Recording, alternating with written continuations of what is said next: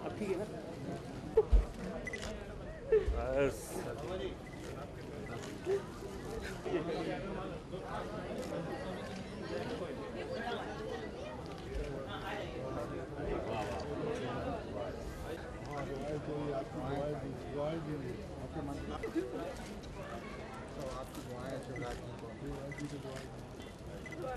चलो भैया चलो।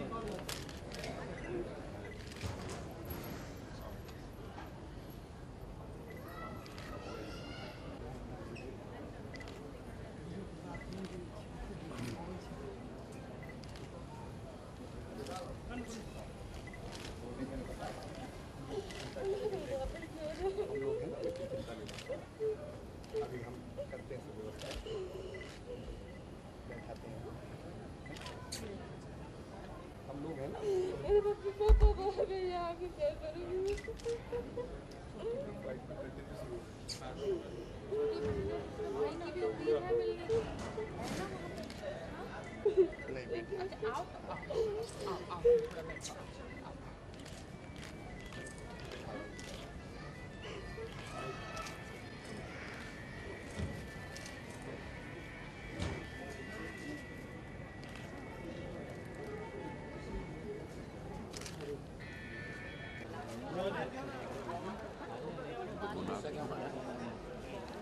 सबसे भयानक प्राकृतिक आपदा है। अभी भी ऋषिकेश या हरिद्वार जाए तो आत्मा कहाँ उठती है। हमारे साथ एक बेटी आई स्नेहलता, इसके माता का पता नहीं, पिता का पता नहीं, परिवार का पता नहीं, तो वो अभी भी बिलख रही है।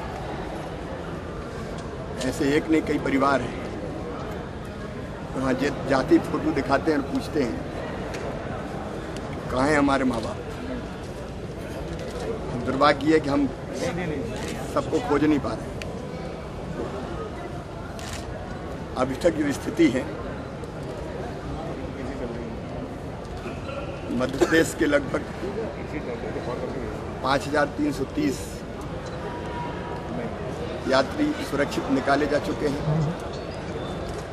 और ज़्यादा से ज़्यादा कल तक रास्ते में 250-300 लोग और हैं जो बद्रीनाथ से चले हैं।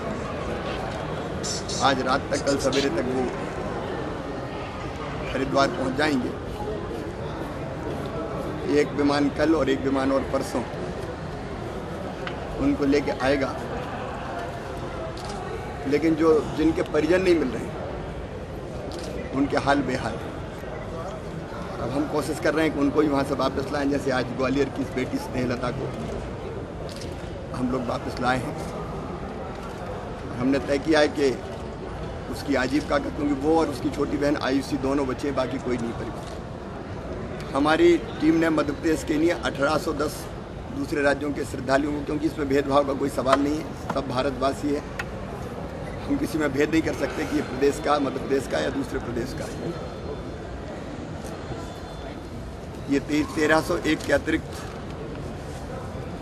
लगभग 4000 श्रद्धालु पहले बसों से, क्योंकि हमने वहाँ बसें भी लगाई हुई थी, अलग अलग बसों के माध्यम से भी, और कई ऐसे थे जो नीचे बसें छोड़ के गए थे, यहाँ से जो साधन लेके गए थे, क्योंकि पहाड़ों पर वो चल नहीं पाते, इसलिए कोई ऋषिकेश में, कोई हरिद्वार में अपने साधन छोड़ के गए थे, तो उनको वापस या तो राज्य शासन ने अपनी बसों से जो स्पेशल हमने की थी या उनके साधनों से वापस भेजा है। जो हरिद्वार शांति कुंज में हम लोगों ने राहत शिविर बनाया था, मैं हृदय से धन्यवाद देना चाहता हूँ गायत्री परिवार को। उन्होंने बड़ी सहायता की हमारी भोजन और बाकी व्यवस्थाओं में।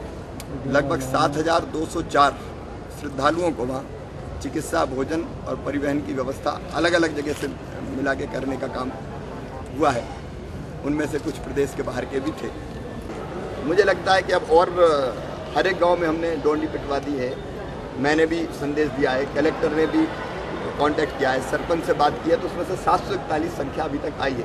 कोई इक्का दुक्का और बढ़ सकती है, मुझे लगता है इससे ज़्यादा यहाँ तो कोई व्यवस्था नहीं कर रहा। सर, ये बच्ची ग्वालियर से गई थी अपने परिजनों को तलाशने, इसे वापस लाने में वो हमारे साथ आई है, लेकिन वो बहुत मानसिक रूप से भी बहुत व्यथित है, अभी साथ में है। लेकिन मैं ये मानता हूँ कि इस समस्या को दलगत आधार पर नहीं लेना चाहिए। उदार हृदय से पूरा देश इसके बारे में सोचे। मैं व्यक्तिगत रूप से इस बात का बगदर नहीं हूँ कि ये भारतीय जनता पार्टी और कांग्रेस में मामला बांटा जाए। अरे कुछ चीज़ें तो ऐसी हो जिसके लिए पूरा देश एकजुट होकर खड़ा हो जाए।